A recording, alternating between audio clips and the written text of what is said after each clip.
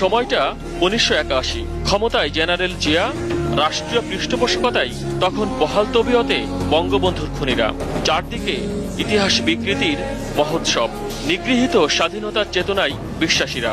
দেশের এমন অন্ধকার এক সময়ে বাঙালি জাতিকে আলোর পথ দেখাতে 17ই মে বৃষ্টি ভেজা বিকেলে দেশের মাটিতে নামেন বঙ্গবন্ধু কন্যা শেখ হাসিনা।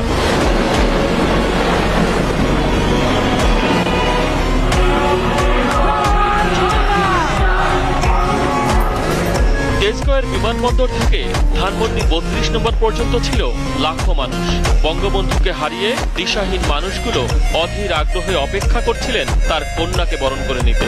তাই তো ঝড় বৃষ্টি মাথায় করে ঠায় দাঁড়িয়ে থাকা বাঙালিকে দেখে আপ্লুত হয়েছিলেন শেখ হাসিনা। মাত্র 6 বছর আগে পিতা মাতা ভাই হারানো মানুষটি যেন খুঁজে পেয়েছিলেন তার অতি আপনজনদের।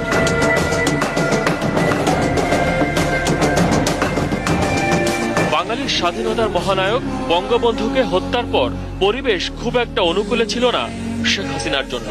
তার দেশে ফেরা আটকাতে কত রকম ফন্দি ফিকির করেছে তখনকার সরকার, তার হয়তো হিসেব নেই কোনো। কিন্তু দমে যাননি তিনি, বিদেশে বসেই খুনিদের বিরুদ্ধে জনমত গড়েছেন, দলের জন্য কাজ করেছেন। আমার অবর্তমানে আওয়ামী লীগ আমাকে যখন সভানেত্রী নির্বাচিত করলো, তখন সিদ্ধান্ত নিলাম আমি আসবো।